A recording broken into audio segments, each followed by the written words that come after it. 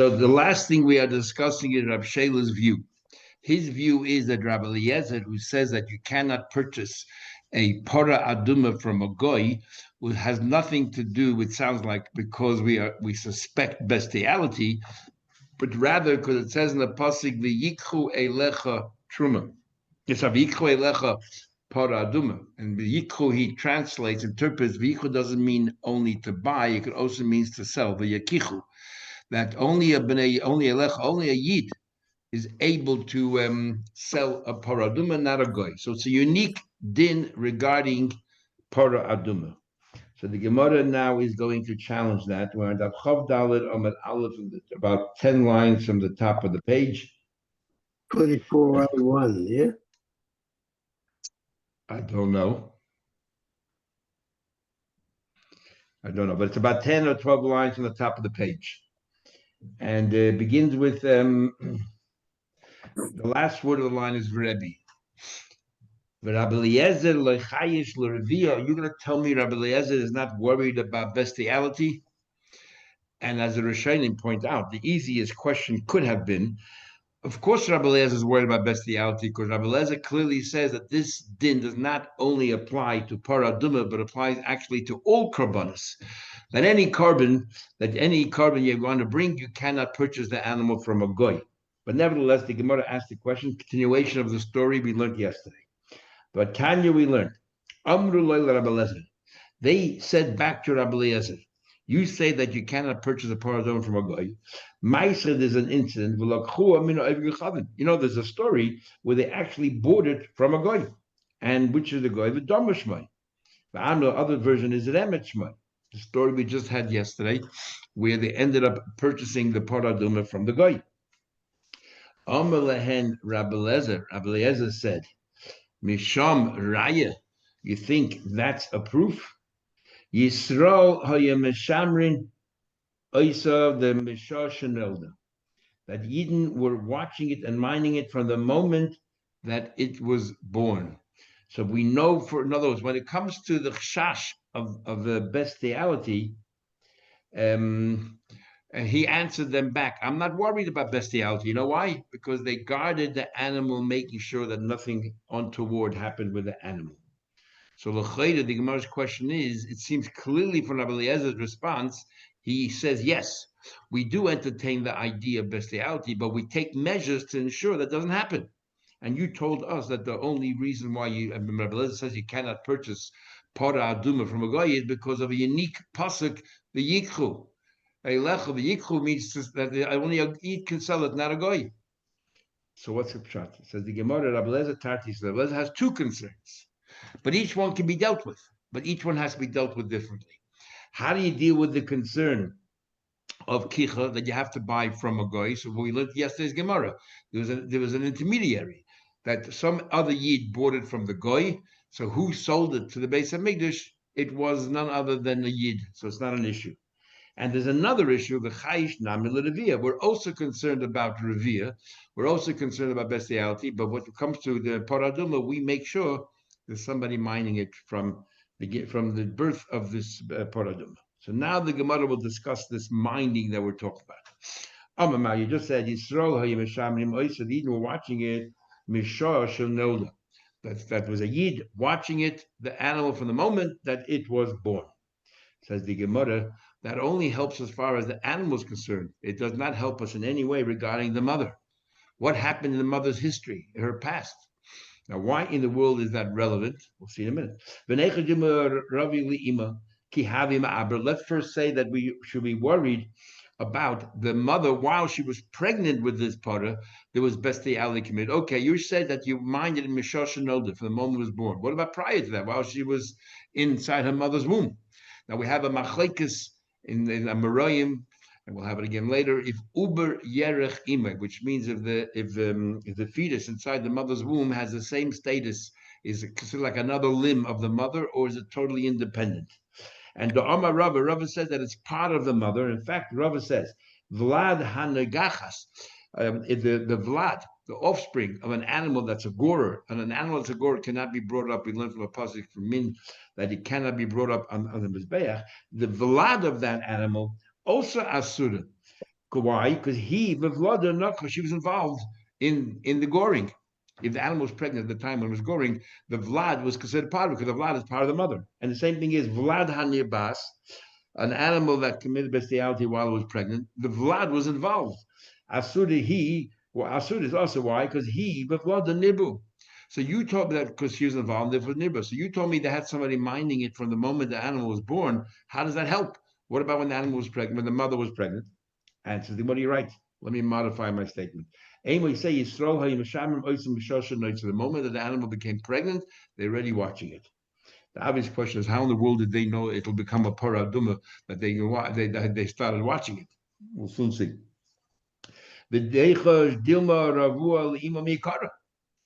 Okay, you're only watching the animal, the mother, while it was pregnant. What about prior to its pregnancy?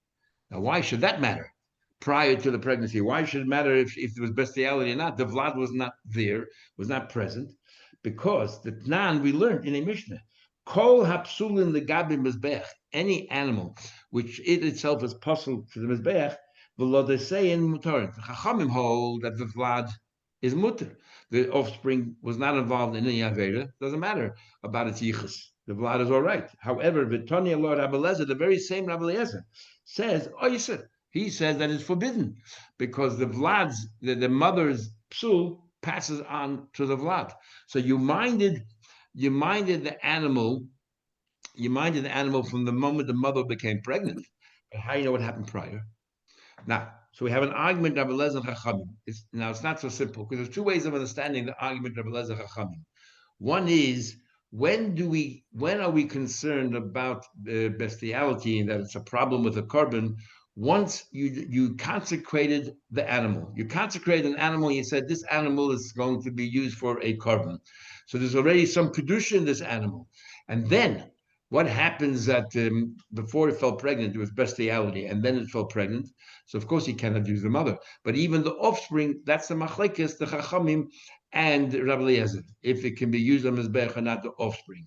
However, if the mother was was involved in bestiality prior to falling pregnant, but if the mother was only chulin at the time when there was bestiality, everyone agrees.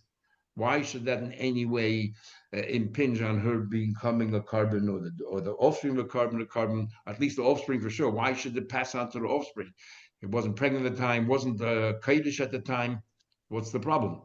So if you learn that way, there's no problem. Then prior to it becoming, if they only stay watching it for when it became set aside.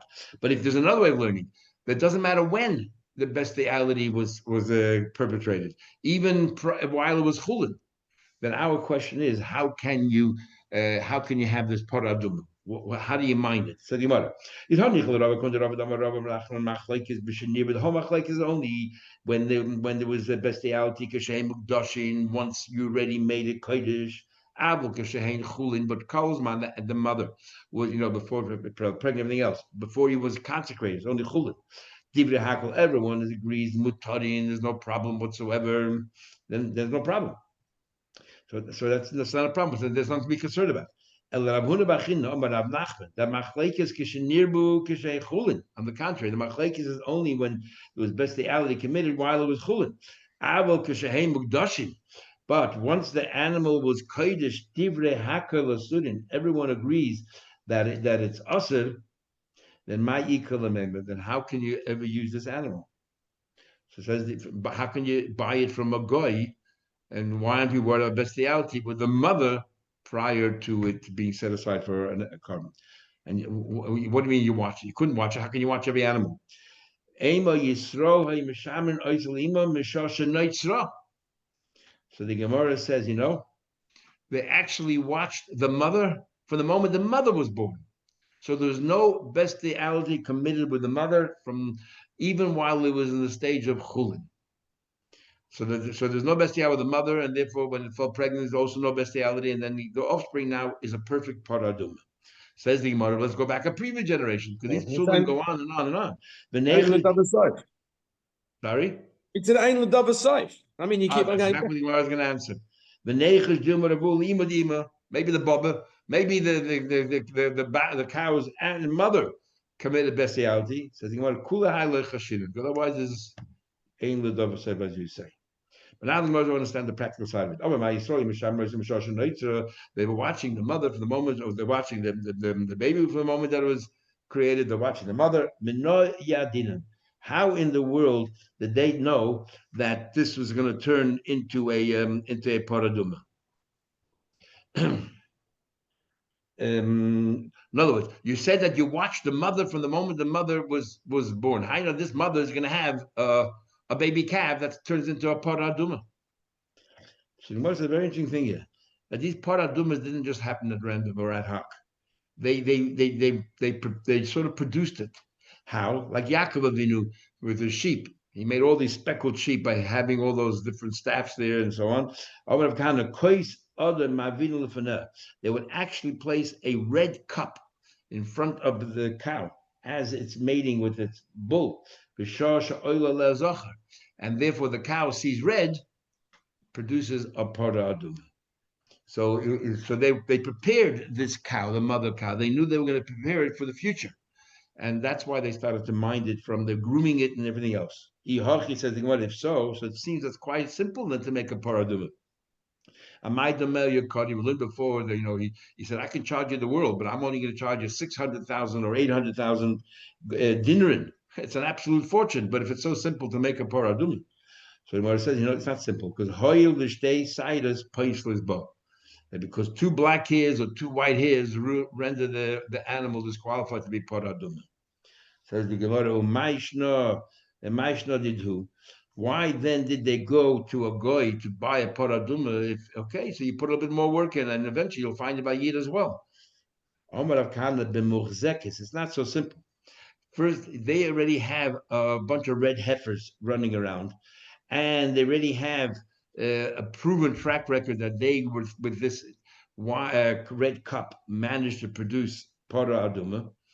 And they, maybe the problem was a couple of black hairs, but they were almost there, and therefore they decided to pursue that line and go to Dumba Benacinas to try to produce. Don't we have a tradition, or it's a Gemara that there's only 9 para adumas ever?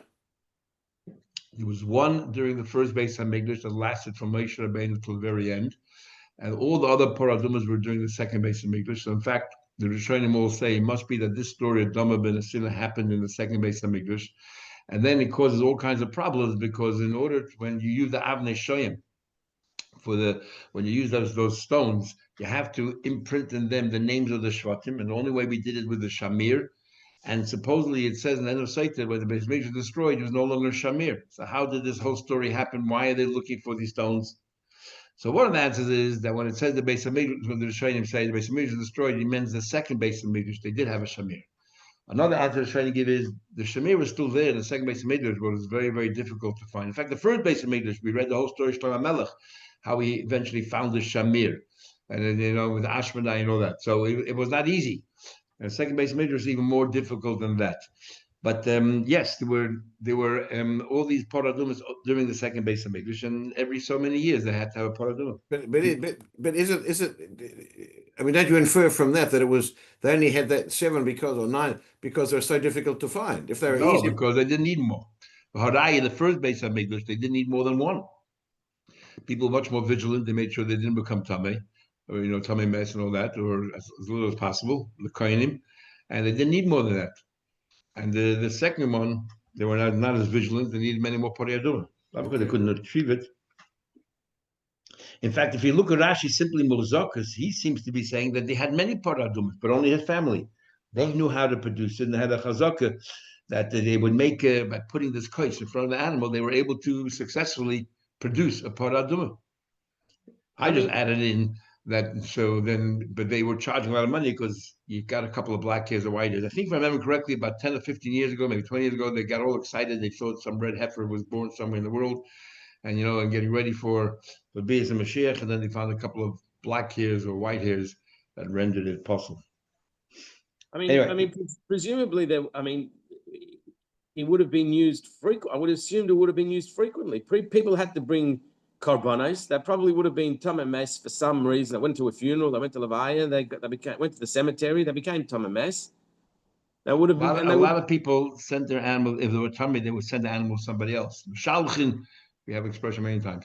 A lot of it's mainly for kohenim, or let's say Korban Pesach. Everyone had to become Torah for Korban Pesach, or maybe because the population increased a lot. I don't know. I'm just guessing here. Okay. Or maybe it was a Zgul of Moshe Rabbeinu because of Moshe Rabbeinu's paraduma that it lasted so long. Okay. Okay, weiter Gemara. Yosef Rab Ami, the Gemara continues the discussion. Rab Ami sat and Rabbi Yitzchak Nafcha sat Akil on the porch of Rabbi Yitzchak Nafcha. They were having a discussion.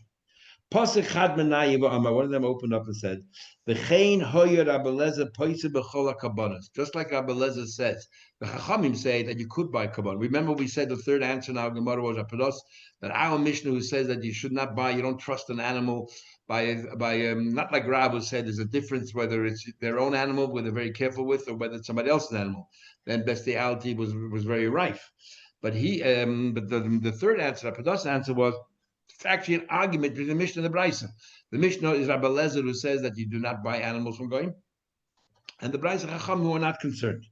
So they sat there and they said, well, Rabbi Lezer holds that all animals you cannot buy from a Goy. So Pasach Chad Menai Bam V'chein Rabbi Lezer Poiseh B'chol HaKabbanos Kulum. I made a statement. No animal, forget about Paraduma, any carbon you cannot buy from a Goy because it's bestiality. Pasach Idach Menai B'amar, and he said, what was the question that the Chachamim asked Rabbi Lezer? Said, if you hold this and this, we got a problem. So he said, Kol Sein Bok. They asked him, and this is the question he said. It says in the pasuk that Mashiach will come from the Yishmael Kol Sein Keder, all the sheep from the place called Keder, which is in the domain of the Yishmaelim. Yikputzchalach. They are going to bring it. They're going to bring it to you, and they'll be brought up on the mizbech. Clearly, you brought up kabbanas from Goyim. What do you tell me you can't? Amalehen, Rabbi Lezer answered the back. Kulam geidim grudim heim la'asid labit. Remember, we had this before, beginning of the Masechta, that they all geidim grudim. We don't accept geidim when times are good. We don't accept their geidim Moshe Mashiach, but they're going to come, and according to some grudim means they attach themselves. They go through the motions of geidas, even though we don't really accept them, but they came along and they decided to follow Teda, mitzvahs, and everything else on their own. So therefore there was no bestiality, no chash of bestiality by them. Says the Gemara, Umay Omar Rabbi Yisrael says micro. So this is the discussion they're having. Each one is saying what somebody else said. Then Rabbi Yisrael adds to the conversation. He's not a part of the conversation. They're just quoting. And they said, Rabbi Yisrael came along and said. So now Rabbi Yisrael makes a comment.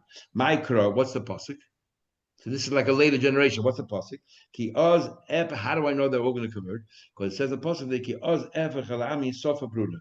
I will then convert all these nations, and there will be this one language. And it says in the pasuk afterwards, likre kulam b'shem Hashem. They will all go there and call out in the name of Hashem. In other words, they all convert. And that's why we're not worried about bestiality. Rabbi Lezer says, Omale Abaye. Abaye then turned to Rabbi Yisrael and asked the question, maybe all it means is that they no longer were idol worshippers. But who said that other mitzvahs they kept? Maybe bestiality was something they didn't keep. So how can you accept the Kabbalahs? Rabbi Yisrael responded to Abaye, it says they we're all on the same page, all the same responsibility, and therefore it means that we all kept the same mitzvahs. And there's no problem with bestiality. That was one version of the conversation, and then what was added on later generation. Rab Papa Masnahachi. This is how Rab Papa understood how the conversation went, and then the next question and answer Rabbi Yosef and Rabbi. Rab Zvid Masnahachi. Zvid learned the story, but a little bit differently. But Tavai Amri, they both said together in unison. Not that one said one part and another one said another part. They both said together. Rabbi Lezer disqualified all kabbanas buying from a goy. The Tavayim, they both then said, what would the Chachamim's question to Rabbi Lezer? And they said, that pasuk that, it seems in the future they will be bringing kabbanas. Rabbi Lezer said, Kulam Geidim Grudim Hein Los Lova. And Rabbi Lezer answered that they're all converted. In other words, they both said the same thing. They both were on the same. They both Rabbi Ami and Rabbi were saying together. Umay Kodam, what's the pasuk? In fact, they were the ones who also brought this pasuk down that all be Safa Bruder b'Shem Hashem. Now, Masker Rabbi Yosef, not Abaye asked, Rabbi Yosef asked. Master Yosef did with Chomud Hodibu, maybe only they changed regarding the ways regarding Avodah Zarah. And Abaye answered, La'ovdei Shechem Echleksiv. It said that, well, they all joined together and one responsibility. They all became Shemet Mitzvahs. So Meisved says, I'll ask you a question. So you say that what? That you're not allowed to buy any animal. You cannot use the animal from a goy. You cannot bring it up. So the Gemara, I have a problem. It says, Moshe said, Gam ata titin b'yedenu. Moshe Rabbeinu said to Yisrael, you will also give us vachi ba'olas v'asinu l'Hashem Elokeinu, and we will bring it up to Hashem. And so we see l'chayda that you're bringing from goyim. When I asked Koyda Matan Torah shining, that happened before Matan Torah. So it's before Matan Torah. There are no rules about bestiality, that they cannot bring it up as a cotton.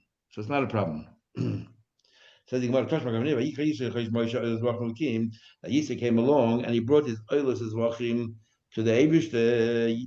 So how can Yisrael bring up all these animals? As the Gemara, Yisrael happened before Matan Torah. Now we're going to learn in Zrachan, there's actually a big machlekes when Yisrael approached, when Yisrael came, and when he went onto the world stage. Was it before Matan Torah or after Matan Torah? So he said, if you tell me Yisrael came before Matan Torah and he brought all these karbanos, no problem. Before Matan Torah, it wasn't us yet to bring a carbon from even from a goy. He's Elamandam according to the one that says Yisrael Matan Torah, but the one that says Yisrael came after Matan Torah. Ma'ikl Meimer. What can you say? How can you explain it? But you say Yisrael. Now, Yisrael converted. He was a Yid. What's the problem? The problem was that we're assuming he brought his own animals with him, and there was a time that he was a goy, and while he was a goy, perhaps he or others perpetrated bestiality with his animals. So even though he converted now, how does that help? So we answered that Yisrael, El Yisrael mi Yisrael Zoman. He actually didn't bring it with him from Midian. He purchased locally all of these animals, so it wasn't a chash. Now the Rishonim and even places here, they have a difficulty trying it. The whole story of Yisrael, whether he's before Matan Torah, after Matan Torah, this just the structure of the parsha is totally out of sync. Because if Yisrael came after Matan Torah, why in the world would you have the beginning by Yishma Yisrael before Matan Torah? Why didn't the Torah tell us first about Matan Torah and then tell us about Yishma Yisrael and everything that happened there? So for that they answer, because the end of the Bishalach is all about Amalek. Somebody hated the Jews. So to sort of balance that, we bring a story about another person who was a goy who became Jewish because he loved the Jews. So therefore the Torah decided to put Vayishma Yisrael right after Pasha B'Shalach. That's how they deal with that. But if you learn that Yisrael came before Matan Torah, then why are we talking about this in Sheni there? We start talking about the case about the court system, the jurisprudence and all that. There wasn't Torah yet. First, you had to have Torah. Moshe Rabbeinu didn't give us these laws till after Yom Kippur. So why in the world is it right there in the beginning of the parsha? What's happening there? It should have been, okay, Yisrael came, Matan Torah, and then tell us about what happened with the court system, the judicial system we had. So for that, the answer, once Yisrael came, we decided to talk about Yisrael's place by us, even though the event actually happened later. So whatever it is, it's not smooth reading Parshas by Yisrael. Don't we learn it out because in B'Shalach it says Sham Sam Loi Chayku Mishpat. Didn't we got certain dinim, so we could see you could tie that it was that Moshe Rabbeinu was being done. But Rashi and Chumash right there says that Moshe Rabbeinu did not. This whole story about the judges happened after Yom Kippur. Okay. So based on that, taking matter further. Toshma coming here. Again, we're asking questions of a lesson.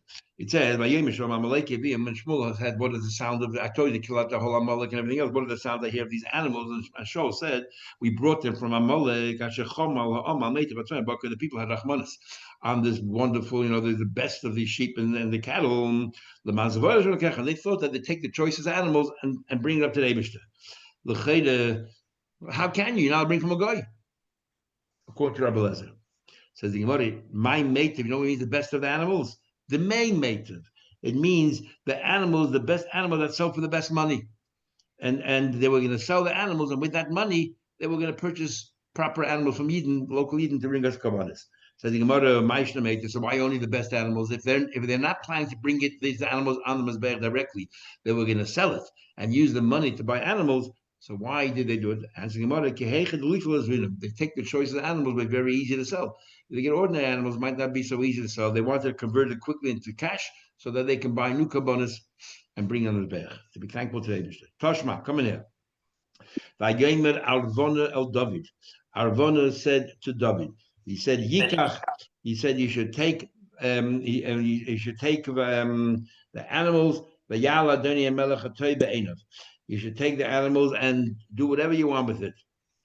I think you should take the boker and turn that into a carbon oila, and the and like the what do you call it, the yoke and these things, boker and all the other tools that you use for farming is le'etzim. Turn that into wood to make the fire. So how can you take it from Arvona? Arvona was a guy, and how can you take it from him? Says the Gemara, Amar Nachman, Arvona ger toishev hoya. Arvona himself was a ger toishev. And because Arvona was a ger toishev, he kept the Zayin mitzvah b'nei Noach. And one of them is Aroyas, and including Aroyas is bestiality. So definitely he did not have the issue of bestiality. Says the Gemara, Amar Nachman said, Arvona my Muriagi, what exactly is Muriagi? Amar Ula says, Mitashel Turbil, a bed of turbil. My Mitashel Turbil, what in the world is a bed of turbil?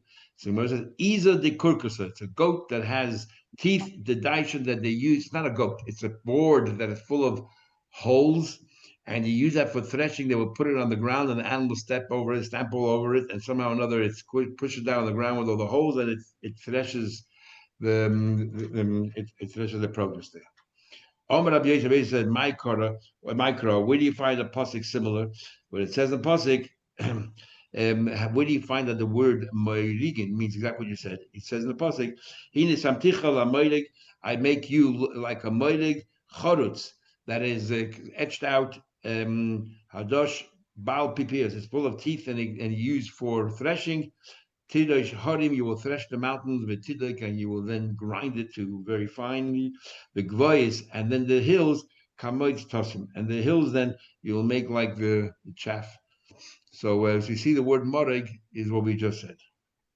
Okay, so then it says, Mesa will ask you a question. The Sapora is Helu Oil Hashem. So this is the story with the Plishtim that they took away the Aron base alien and all that, and then they had one trouble after another trouble, and everything was a total disaster. So they decided to send it back to the Eden. But in order to see whether they send it back, they sent the potters and said, "You go on your own." And they took the potters' baby calves away from the cows and locked them up. And they put a test, and they sent the cows out, and we'll see what happens. If the cows will go to Yerushalayim to Yisroel, that means a sign from Hashem they can't have it anymore because they were all getting sick. And if the cows, and naturally a cow is not going to leave their baby calves behind, they were being nurtured. So this is done as a test. It says this, and when it arrived, David Melech took these very cows and put them on the Mizbeach. So there's no changing into money or anything else. How can you? You're taking it from Goyim. How can you do that? And says the Gemara, you can't use an animal from a guy and put him in carbon. And says the Gemara, it was a special instruction for that moment. And I'll prove it to you. I'll prove it to you. And the fact that they saw that the Porus came all on their own, which was Maisa Nisim, and left behind the baby calves, and they made their own way, and nobody led them, they right away knew that this is, and we'll soon see some more Nisim happen with these Porus, they right away knew that this is a sign from Hashem, that they did not commit any bestiality, like we learned before already.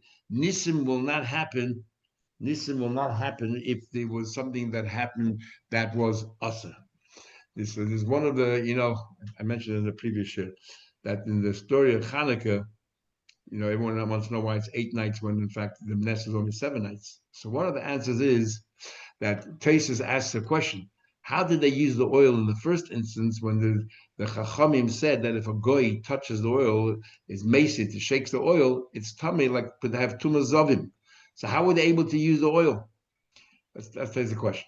So this, I can't remember who gave his answer. And he said like this, that they forgot that halacha and they used it the first night. When they remembered the halacha the second day, they already knew there was nothing wrong with this oil because a nes will not happen to anything which is possible. And the fact that a nes happened, that only an eighth burnt or the bottle filled up, the fact that a nes happened the first night proved to them that the goyim never touched it. So the nes was that they forgot on the first day. They forgot the law that you're not allowed to use oil that a goy might have touched. That was the nest the first night, and then the second night they knew already that it was a proper nest and that this oil was never touched by a goy, because as we said before, and not here again, that nisim don't happen if if there's any problems of psul or anything else. Thinking about it further, and I'll prove it to you now. What's the proof? Because if not, there wasn't Hayra Shah. There's another thing that happened here that didn't make sense. Oil in the cave of Mika, the Torah says clearly that a carbon oil is a male. And over here, it was in the cave. It was in the cave. So therefore, that proves that everything that happened here was special, was specific. Hayra Shah was only in that particular moment. Says the Gemara, my kusha, that doesn't prove anything, because there's a difference between a bomas yochid and a bomas sibur. And one of the differences is that in a bomas sibur you have all these rules, but a bomas yochid you could bring an oil, for example, for any carbon you want, male, female, doesn't matter. It's your own private backyard. So maybe there was at that time the Mishka Shila was destroyed. So, and even though we had noi, but it wasn't, it was just a bomber tzibur. So therefore, this was a bomber ziyachid. They were allowed to bring in a cave, but that doesn't prove anything about her Roshah. Tell you what, my kusha deal with a bomber ziyachid. Maybe this had the status of bomber ziyachid, and like in the cave, how do you know that an oil on the cave is kosher in the instance of bomber ziyachid? Remember it says, "Vayikach Shmuel." Shmuel took tleh chaylev echad. Shmuel took a tleh that was nursing, and Vayalehu Oila. And says Vayalehu Oila, which is feminine. And therefore we see clearly Shmuel brought up a female animal for a carbon. So that proves that a Bamas Yachid, you can bring a female. So maybe that's what happened. It was a Bamas Yachid. Says the Gemara. So it's a tlech cholov, an animal that was still nurturing and nursing. What's the male of Vayalehu? Well, 1 second. So when I asked a question, he brought it up as a carbon. Saying what Vayalehu Zocha Mashwa. The word Vayalehu is actually masculine, not feminine. So who said it was a female animal, like you asked?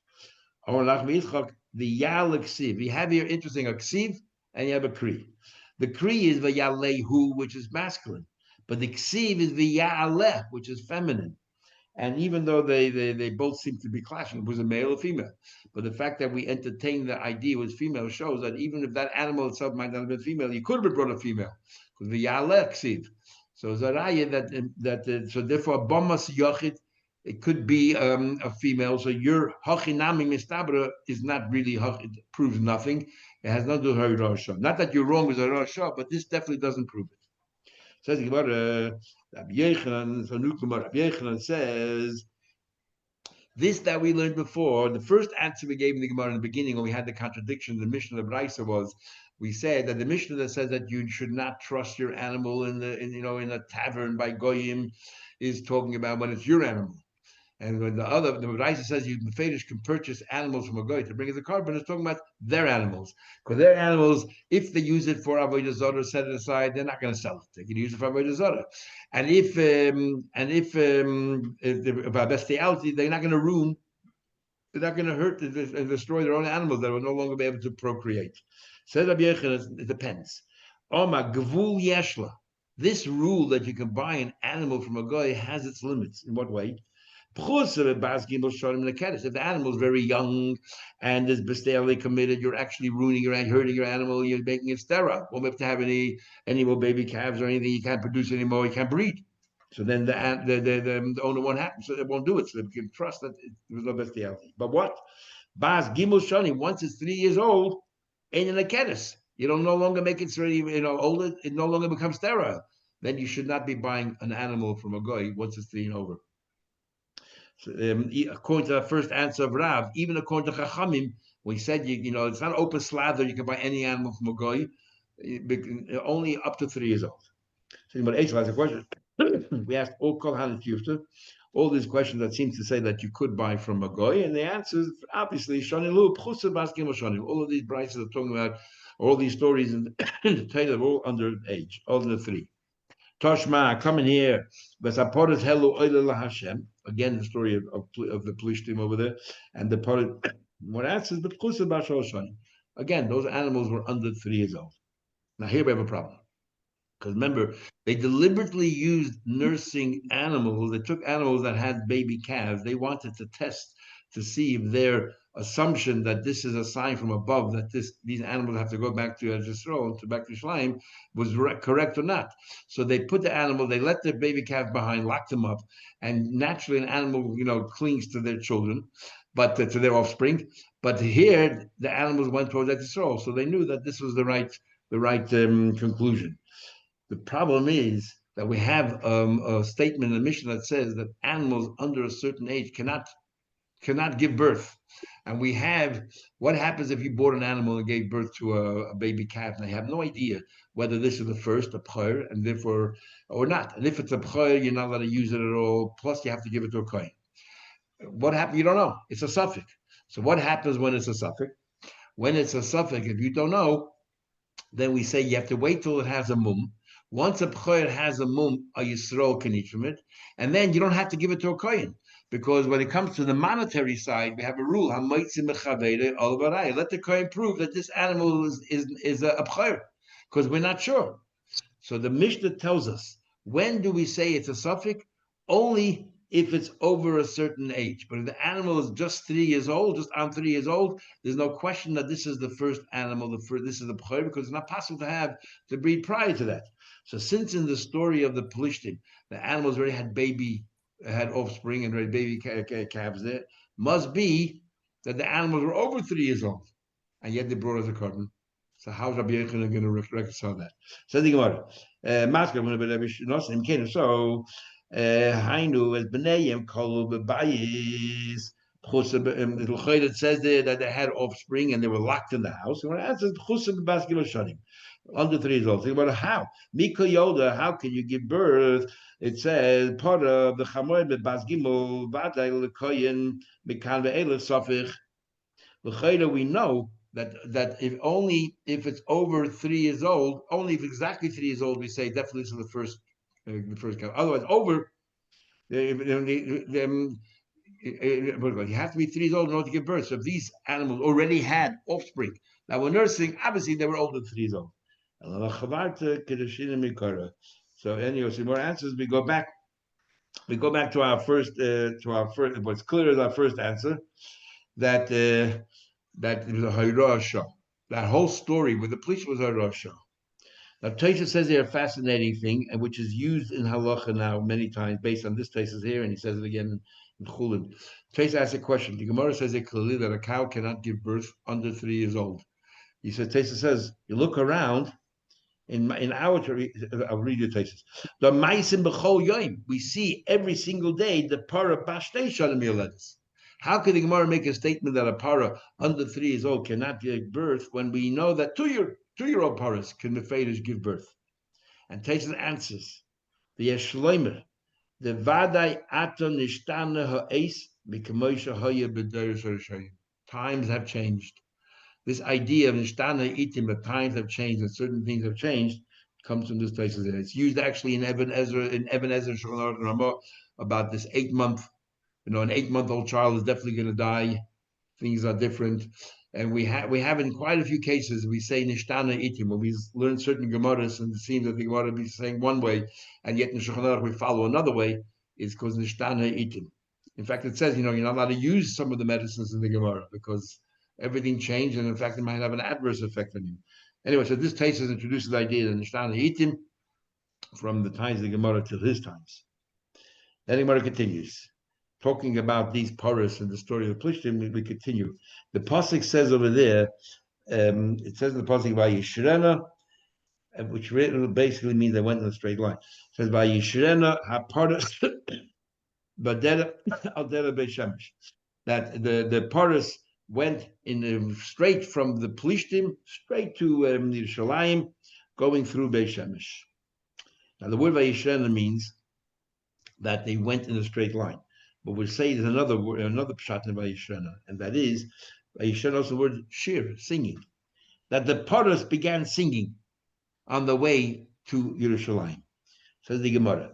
Vayishrena, part of the is my Vayishrena. What do you mean Vayishrena? They sang. Interesting, machlekes rishonim, whether we take this literally or not. The Ritva on this Gemara right here says clearly you have to take it literally, and the cows were singing in Lashon Kodesh. And others say that no, that it was only their mind or whatever, but or the animal in their animal language, in their neighing and all that, but not in their sounds that they were making. Not exactly that they were saying words, but the Ritva says they were saying it in Hebrew, and this was another ness that happened. So Wouldn't be a big hit if we just had a talking donkey this week. So very good, but that's the question. If there was a talking donkey, why don't we also talk about talking cow? Singing cows. Singing cows, even bigger chiddush. So the Ritva asks the question. The Ritva answers that when the Pirkei Avos said a talking donkey didn't mean exclusively. It meant this is that the Eibusha made the concept that in certain situations animals talk. For example, a talking donkey. Not that was the only created by Hashmoshes, and that was it. The concept was created by Hashmoshes, but we called upon whenever it was necessary. That's the Pirkei Avos. Anyway, so Ritva clearly learned that this is taken literally. So, what did they say? So the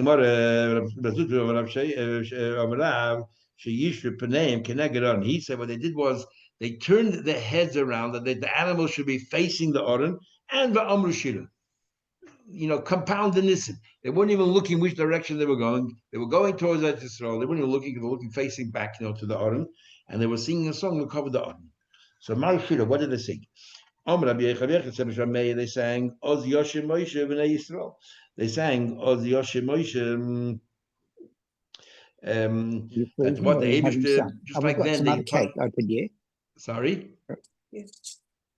Just like the Mitzrayim were punished, so too the Plishtim were punished because they all suffered, had all kinds of issues, medical issues, while they were holding on to the Aron. And they kept them moving it around, it didn't help. But Rabbi Yochanan himself said, there Rabbi Yochanan said, name Rameir. Rabbi Yochanan himself said, it says the pasuk by Martin by Yemahu. What did they say in that day? Hoidul Hashem Kira B'Shmai. They said Hoidul Hashem Kira B'Shmai. They're praising Hashem. These are the cows. Rab Shimon Lakish Omer Mizmoira Yasma. They said the Mizmer, that's an orphan. Which Mizmer is that? Mizmor Shir LaHashem Shechodesh Kiniflois Also Hashila Yemina Kachai. Why is it called the Mizmor of an orphan? And it says that Kiniflois Also Hashila Yemina. There's all these miracles. The cows can sing. They know which direction to go. Why is it called Mizmor Yasma? So Rashi learns because it has no author. It's anonymous. Usually you have Mizmor LaAsa for whatever certain. Here there's nothing. Tesis brings down other prokim that have no name, anonymous, but Tesis there's no context. Every mizmor we have a context, why it was said, what it relates to. Here, there's absolutely no context. Rabbi Yosef Engel writes, he says, there's Gemara Megillah that says that when it says Ekiniflois also is talking about the story of Purim. And therefore, it's called Mizmor Yasma because Esther was the one who was the heroine of the story of Purim, and she was a Yasam. And because she was a Yasam, therefore it's called Mizmor Yasma. That's what he wants to say. Rabbi Lazar says Hashem Malach Yigazu Amim. Hashem the Eibishter gets people excited. The goyim excited because they all suffered medically, so therefore they got all angry. Now these names that we have here, because they're all arguing on which song, we're going to have tomorrow's Gemara different arguments about different agadata, but the same I guess called protagonist. We're arguing in the next Gemara, so that's the follow-on tomorrow's Gemara. So Rabbi Lazar, Shmuel Achmeni, he said Hashem Malach Geis Lavish. That was the song they sang. The Nafcha says Roini, sing Hashita. The he's referring to the Aron which is made out of cedar wood. That's a shittim. His snaifafi lift up V'reiv hadorech, in your beautiful beauty. Hamashukekes, what's the beauty of you will see in a minute? Hamashukekes, you're surrounded or plated, Badik Mezov, a gold plate is the Aron. Hamahulolov, that is praised, but the Vir, with a book, Armen of the palace. Now, what's the book of the palace? That's the Torah. The Torah is inside you. And you're splendid with these crowns. Crowns of crowns. Ravashi, master, and that's the pasuk. Ravashi, and that's what they were singing. Ravashi, master Ravashi learned this, what Rabbi said, Roini, Roini, on a different thing. Very interesting question there. We say, it says, Vahi b'zoya Aaron, Vayeh Moshe. Right? As the Aaron was traveling by Leischav, we say, Moshe Rabbeinu said, Kuma Hashem Yisrael. So, Kuma Hashem. Yisrael Ma'amru. So what was Eden's response? That was Moshe. Vayeh Moshe. It doesn't say in the Torah what Eden responded. Shuvah Yisrael is also part of Moshe. Is Omar Bichak said the Eden responded. Reini Hashita, this whole Reini Hashita. Interesting, how come we don't say that when we say Vayeh Moshe? Anyway, Omar Rav said, Keman Koru Pasoi. So this word, this is in Persian, and the word Devir means a book. Why does Devir mean a book, a sefer? So Keman Koru Pasoi, what's the basis of the Pasoi? Because remember, everything comes ultimately from Lashon Kodesh somehow or another, as we know from Derech Lager, is Keman Koru Pasoi L'Safra, Devir. How does sefer become Devir? So he says Mahacha from here. It says in the pasuk, "V'shem devir lefonim kirya sefer." It says over there that devir used to be called kirya sefer, and what's kirya sefer? The city of the sefer of the svarim of the books.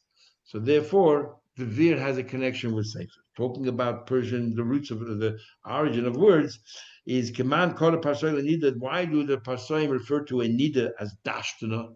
What's the origin of the word Dashtana? He says Mahacha from here. That what Dashtana is Dalid and Shin. And the pasuk says Kederech Noshim Li. Rachel said, "Don't look over here. I'm sitting on a camel because now I'm menstruating." Dalid and Noshim. The main word of the word Noshim is the Shin. So that's how it became Dashtana. Tomorrow starts a new Gemara by Yidin Shemesh, beautiful Gemara, but the connection is only the fact that the same Amoraim are arguing over there as well in Pshat as to what happened. Anyway, everyone have a Shavuot Tov and a good Vach.